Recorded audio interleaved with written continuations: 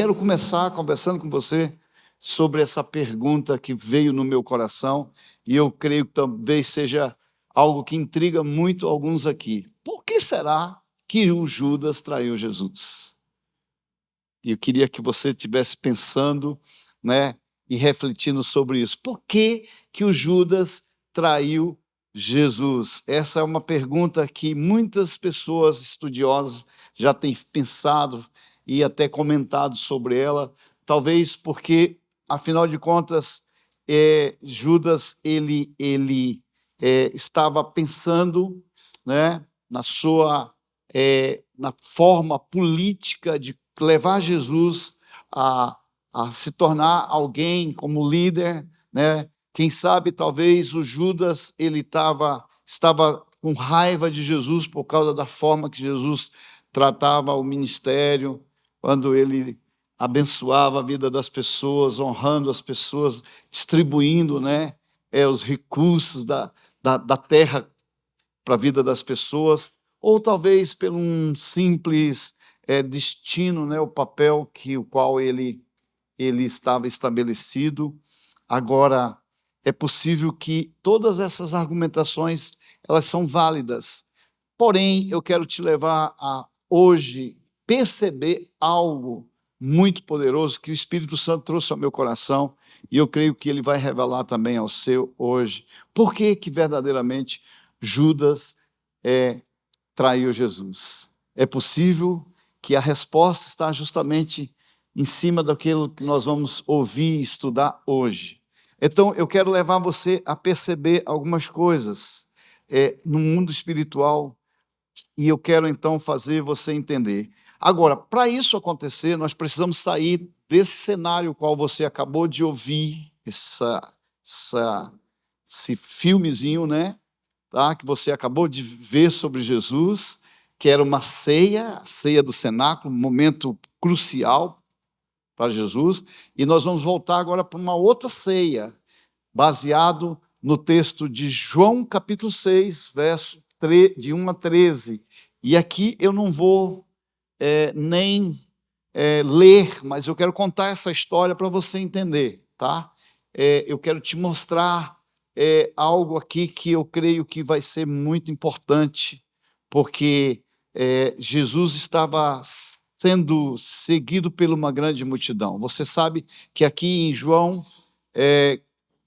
capítulo 6, vai contar a história. Jesus está sendo seguido por uma grande multidão, e à medida que ele estava andando com toda essa multidão, foram gerados milagres, curas, coisas grandes aconteceram, e eles estavam tão empolgados que eles estavam muito perto de Jesus, e o povo procurava Jesus ali por causa desses milagres que ele estava realizando de uma forma poderosa.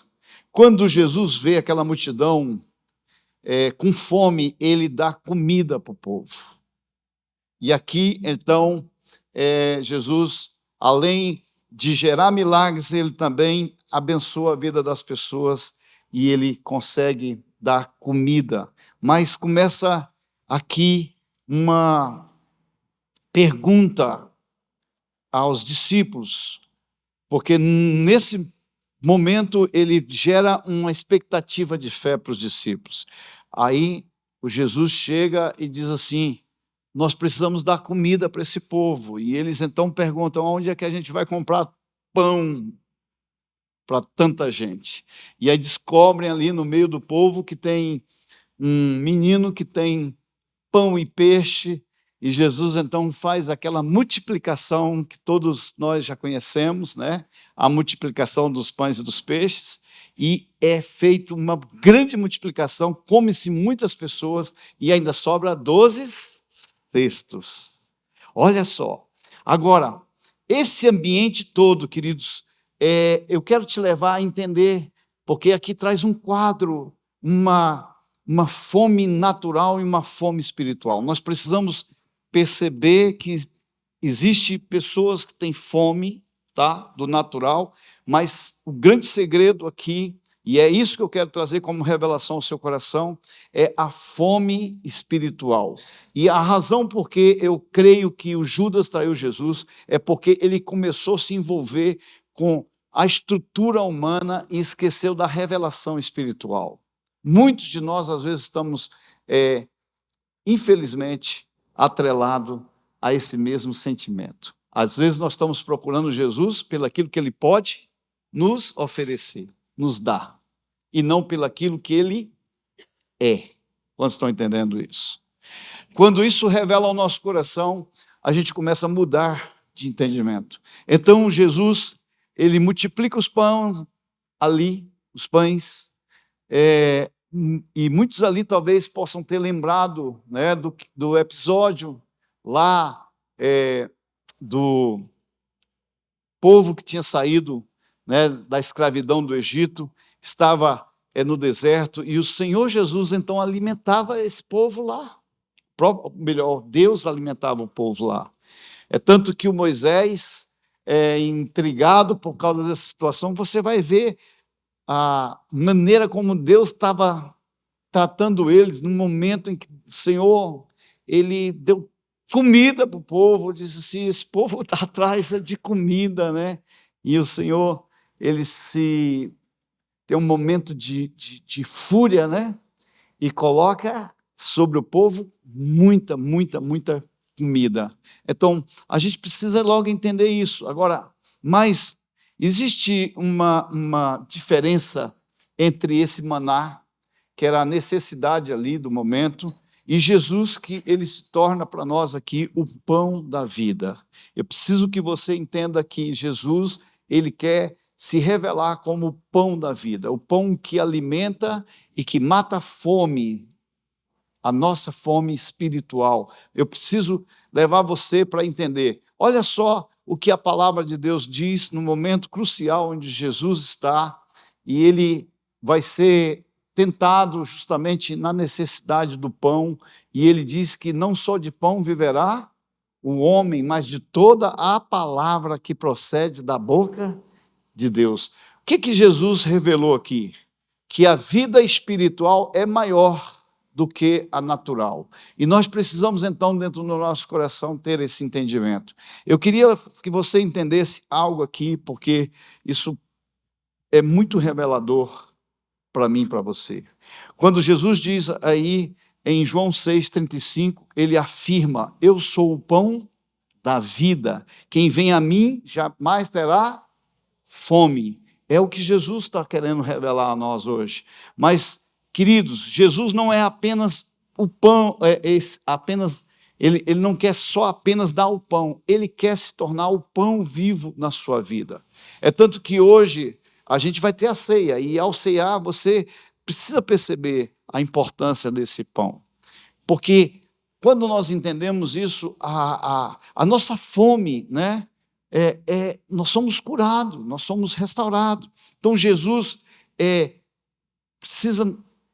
Jesus traz essa revelação ao nosso coração. Agora, um pão pode se tornar ídolo. Sabe por quê?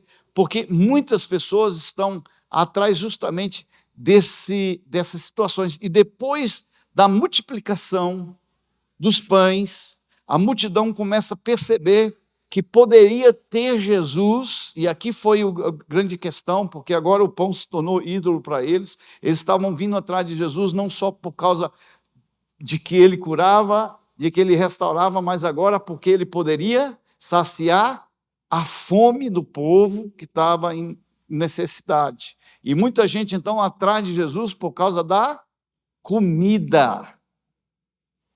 E aqui abre-se esse parênteses, porque muita gente está atrás de Jesus, querendo as mãos de Jesus, e não o próprio Senhor, aquele que pode estar na sua vida e saciar a sua fome em todas as áreas. Ou seja, eles começaram a ver Jesus como aquele que seria a provisão, eles começaram a ver Jesus como a prosperidade, e aí começaram a entender que se Jesus tem tudo isso, agora a gente pode então seguir Ele. E aí a gente comete, às vezes, o mesmo erro.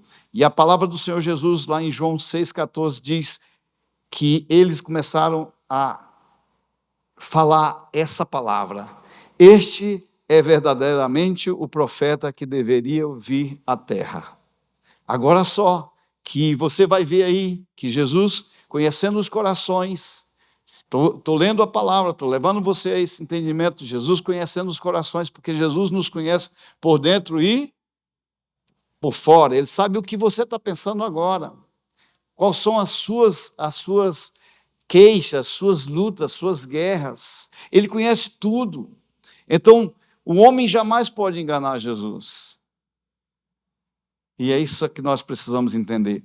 Ele percebe que querem fazer ele rei à força. Jesus entendendo isso, não porque ele é alguém que veio só para estabelecer algo, mas porque verdadeiramente ele é o Rei eterno. Então Jesus, ele vai chamar ali eles, e nesse momento Jesus começa a relatar para eles a razão por que ele veio, tá? Olha só, eu quero te levar agora a compreender isso. Então Jesus começa a ensinar eles. E é isso que nós vamos falar hoje. É isso que nós vamos começar a desenhar com você. Porque no dia seguinte, a multidão o reencontra. E Jesus diz claro para eles, João 6,26. Olha o que Jesus vai falar para eles, ok? Vocês estão me procurando não porque viram sinais, mas porque comeram os pães e ficaram satisfeitos. Quando mudou o discurso e começou a se apertar, Jesus começa a apertar o povo, aí você vai ver que muita gente não ficou. Porque uma coisa é a multidão, outra coisa são aqueles que realmente querem o Senhor Jesus. E aqui, queridos, fica um entendimento muito forte no nosso coração.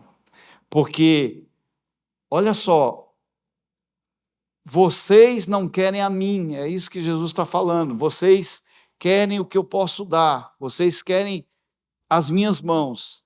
E aqui nós precisamos logo entender, nós precisamos vir para Jesus não pelo aquilo que Ele pode nos oferecer, mas pelo aquilo que Ele é.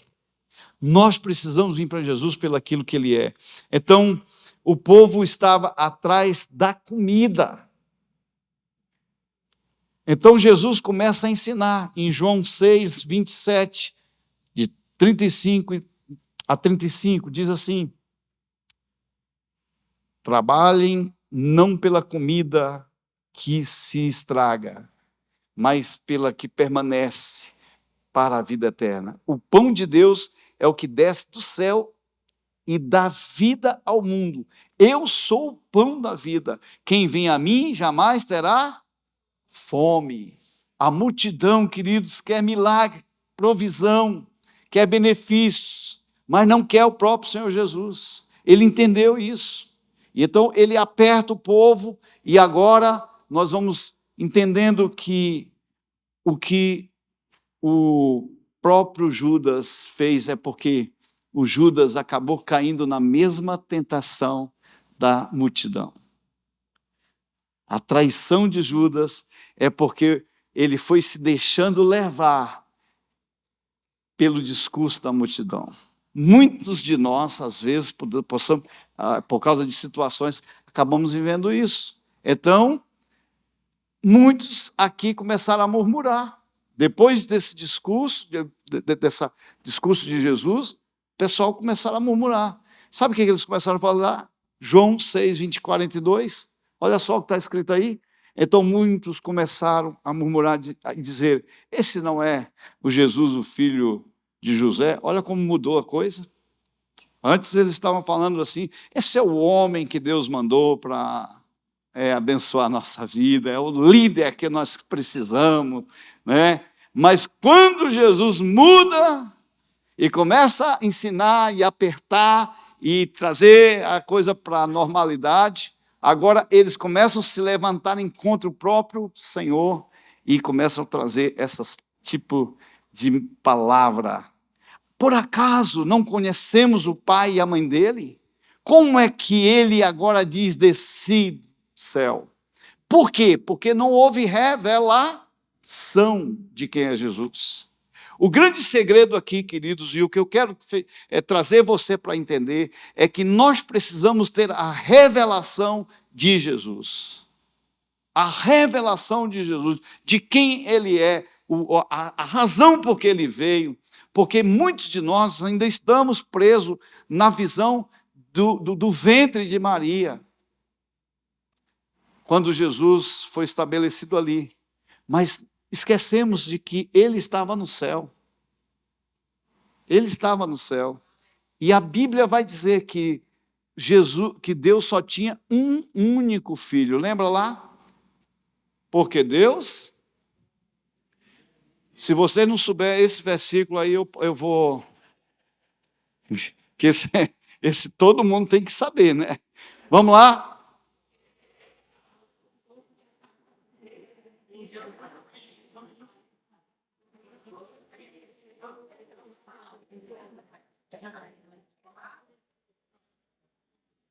Amém. Amém. Escolinha, né? Porque Deus amou o mundo de tal maneira que deu seu Filho unigênito. Quantos filhos Deus tinha? Um. Era o Filho unigênito. Agora, presta bem atenção, porque esse Filho unigênito, ele foi gerado no ventre de Maria, foi implantado no ventre de Maria. Sabe por quê? Porque Deus precisava de uma forma corpórea. A palavra de Deus diz que o Verbo se fez carne e habitou entre nós. Jesus, em forma corpórea, vem, nasce no ventre, para quê? Para que ele pudesse ser o exemplo para nós de um homem segundo o molde de Deus. E então Jesus veio para isso. É por isso que nós temos que ter essa revelação. Porém, ali em Romanos capítulo 8, verso 29, a Bíblia vai falar do primogênito. Agora Jesus se torna o primogênito de muitos irmãos. Quem é esse primogênito? Jesus. Ele é o primeiro, onde é o modelo. Sabe por que ele é o primeiro e é o modelo? Porque a gente precisa olhar para ele. Ele é a forma exata de alguém que não erra. Se você olhar para mim, você está ferrado. Eu não consigo ser ou viver aquilo que realmente precisa ser vivido. Todos nós temos os nossos erros, as nossas falhas. Então, não olhe para o homem, olhe para Jesus. Por que a gente se decepciona? E por que Judas começou a se decepcionar? Porque o Judas olha para os homens, para a forma das pessoas, e aí entrou dentro do coração dele um sentimento. E é por isso que o Judas então vai e traz Jesus. Muitas vezes nós podemos cair nessa tentação de olhar para as pessoas e, por causa disso, vivermos algo que não tem nada a ver com o reino de Deus. A palavra de Deus diz que o reino de Deus não é comida nem bebida, mas justiça e paz no Espírito Santo. Vocês estão comigo aqui? Então, presta bem atenção, porque nós estamos validando aqui e mostrando que o reino de Deus é estabelecido e não é comida nem bebida. Porque muitas vezes a gente estabelece, ajuda, abençoa, isso faz parte. Agora mesmo nós fizemos o Transforme Maracanã, um lugar onde a gente levou médico, levou dentista, levou palestras educacionais, levou comida para o povo. Mas, gente, deixa eu falar uma coisa para você. A maior ação social, presta atenção, porque isso faz fazer toda a diferença para você hoje. Não é aquilo que a gente pode oferecer, mas é a transformação da mente. Alguém com a mente transformada vai mudar as suas características, vai mudar a sua vida. Quase estão entendendo isso? Então, nós precisamos disso. Não que a gente não vá fazer, não que a gente não queira abençoar, mas abençoar transformando é o que vai fazer a diferença. Por isso nós estamos nisso. Agora, veja só.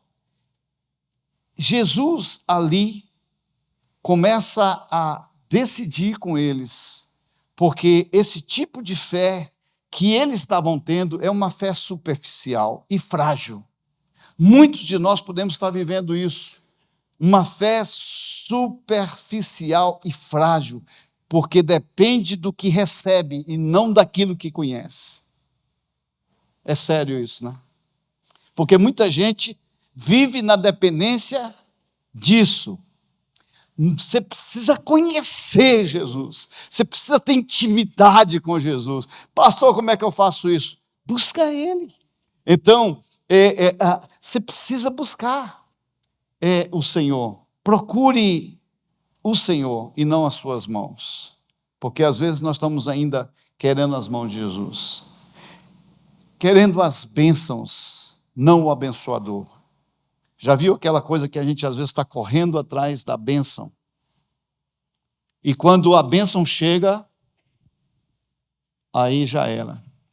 Lá em Deuteronômio tem uma palavra que eu gosto muito, que diz assim: depois que você tiver construído boas casas, que você tiver feito suas plantações, tiver vindo a prosperidade, você tiver de boa, cuidado para que você não esqueça o seu Deus. Porque às vezes nós estamos indo e por causa das coisas, as coisas começam a tumultuar e daqui a pouco você esquece Deus. E aí aquilo que era bênção se tornou problema. Não é nem maldição, é problema. Não quero que você possa entender assim, mas é problema. Porque pode trazer dificuldade para você. A gente precisa ser senhor sobre as coisas e não as coisas ser senhor sobre a nossa vida. Então, na verdade, queridos, é que eles esperavam um Messias político, sabe? Um provedor automático, um salvador para o momento. Sabe que muita gente está assim? Muita gente esperando da política para as soluções da sua vida. Não vai acontecer. Não é pessoas, não é governo A ou B, seja quem for, entenda bem. Se você tiver a revelação de Jesus, a bênção estará sobre a sua vida. Porque a palavra de Deus diz: onde eu colocar a planta dos meus pés, onde eu colocar as minhas mãos, vai prosperar. Então a prosperidade está numa pessoa. Essa pessoa é o próprio Senhor. E Ele quer te abençoar. Então, todos nós temos fome pelo pão do mundo. Não é verdade? Todos nós temos fome. Fome por causa das coisas legítimas. Comida, conforto, segurança. Isso não é errado. Mas isso não pode se tornar um Deus na nossa vida. Ou, pelo menos, a gente não pode ser como a multidão que só quer isso. Porque a Bíblia vai nos ensinar que o problema está justamente quando nós não entendemos a revelação de Jesus. Mas Jesus vai oferecer muito mais do que o pão. Ele diz: eu sou o pão vivo. Vocês precisam de mim. Se vocês tiverem a mim, vocês têm tudo. Depois de tudo que a gente começa a perceber, olha só, João 6, 66 a 71, tinha alguém que continuava por perto de Jesus, mas com o coração distante. Escute isso aqui. E aí a gente tem que tomar muito cuidado para a gente também não estar assim, tá? Vamos lá? 66. Diante disso, muitos dos seus discípulos abandonaram e já não estavam com ele. Meu Deus do céu. Então Jesus perguntou aos 12: será que vocês também querem se retirar? Simão Pedro respondeu: Senhor, para quem iremos? O Senhor tem a palavra da vida eterna. E nós temos crido e conhecido que o Senhor é o Santo de Deus. Então Jesus lhe disse: não é fato que eu escolhi vocês, os 12, mas um de vocês é um diabo. E ele se referia a Judas, filho de Iscariotes, porque este, sendo um dos 12, era quem haveria de trair. Versículo 71 chama a atenção. E a pergunta que fica é: por que Judas trairia Jesus?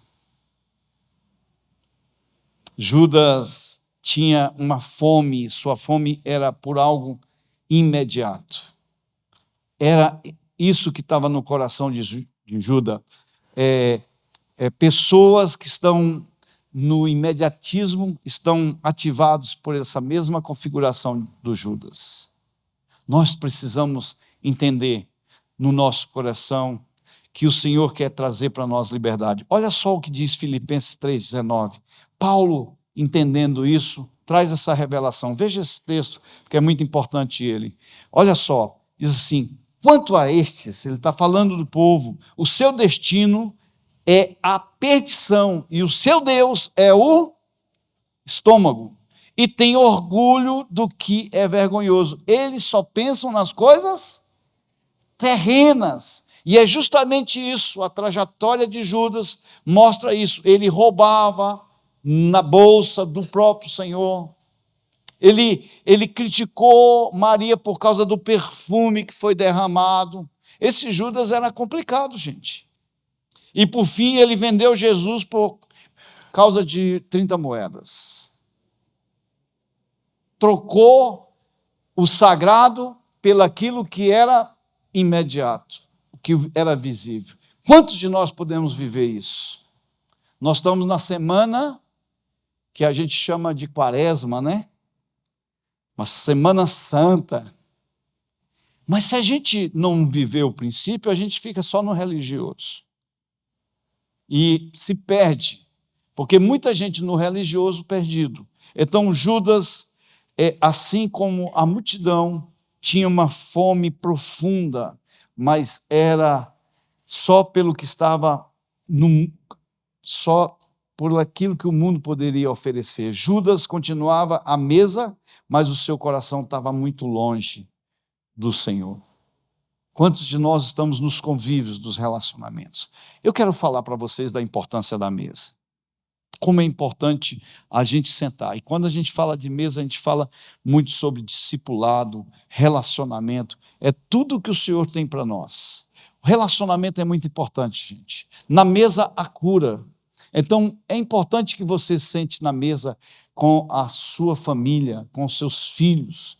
E nessa mesa seja um tempo de gratidão, seja um tempo de relacionamento, seja um tempo de cura, seja um tempo onde você vai poder formar a sua casa dentro dos parâmetros espirituais.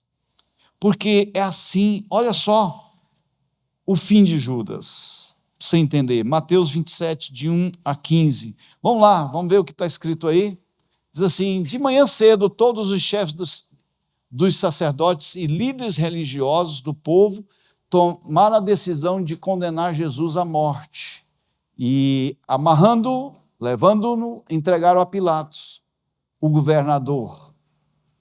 Quando Judas, que o havia traído, viu que Jesus fora condenado, foi tomado de remorso e devolveu aos chefes dos sacerdotes e aos líderes religiosos as 30 moedas de prata. E disse: pequei, pois traí o sangue inocente. E eles retrucaram: que nos importa? A responsabilidade é sua. Então Judas jogou o dinheiro dentro do templo, saindo foi e se enforcou. Ficou louco e morreu e ainda foi para o inferno. Por quê? Porque, na verdade, ele fez maluquice e a Bíblia diz que a diferença entre remorso e arrependimento tem uma diferença. Arrependimento é aquele que volta. Então, na verdade, aqui nós precisamos entender logo: quem se arrepende é aquele que realmente busca. Então, todo o remorso, ele é diferente de arrependimento, porque o arrependimento traz mudança de atitude. Então, todos nós temos uma fome profunda pelo pão desse mundo. Olha só essa figura que eu quero que você veja aqui. Olha só, todos nós temos uma fome profunda pelo pão desse mundo, mas esse pão nunca satisfaz, de verdade. Vocês lembram de que dessa rodinha aqui? Lembra daqueles ratinhos que ficam, né, o dia todinho, né? Então, é mais ou menos isso. Você está numa corrida frenética, correndo atrás de coisas, sucesso, aí destino que você sonha e tal, projetos pessoais e tudo, e isso não satisfaz. Ou seja, existe algo profundo aí que não vai ser resolvido nunca. Só existe algo que pode preencher a sua vida por completo e você se tornar uma pessoa realizada. Quem é? Olha, minha esposa é muito linda, né, gente? E ela, quando fala Jesus, eu falo, né? Jesus, Jesus, é Ele. Olha para o seu irmão e diga assim: você tem fome? Tem alguém que já está querendo, os olhinhos chegam, brilhou assim, é pizza, né? Sanduíche. Diga para ele assim: olha, existe uma fome que só é saciada por alguém que é o pão da vida, o próprio Senhor Jesus. Ele satisfaz o mais profundo da nossa alma. Existe algo muito profundo. Gente, eu não sei. Vou falar uma loucura aqui hoje. Hoje eu estava dormindo. Pastor, o senhor dorme? Domingo é o dia. Então eu estava dormindo, depois, por favor, né, irmãos, me entenda bem, mas final de semana eu tenho culto pela manhã, então sábado eu não dou conta de fazer um programa até tarde. E apesar de que ontem, né, eu estava num programa até tarde e com os irmãos, e porque eu preciso descansar, ficar refletindo. E hoje à tarde, então, eu deito, e quando eu deito, eu fico desenhando a palavra na minha mente. Então, praticamente, a gente não quer descansar. E me veio uma coisa na cabeça. Me veio a ideia de alguém que morreu. E quando alguém morre, você vê que aquela pessoa perdeu a vida, porque ele perdeu a alma, os sentimentos. E sabia que tem gente na igreja assim? Mesmo vivo, mas morto, porque perdeu sentimentos. Não consegue ver necessidade, não consegue ver nada. Nós precisamos acordar. Quando nós ouvimos e percebemos a necessidade do perdão, a gente tira sobre nós tudo aquilo que porventura possa ser impedimento. A resposta de Deus para nós hoje é esse tipo de pão que nos foi dado, o próprio Senhor Jesus. É nele que nós temos tudo o que nós precisamos. Jesus é a resposta e a gente precisa dele. Eu queria que você ficasse em pé.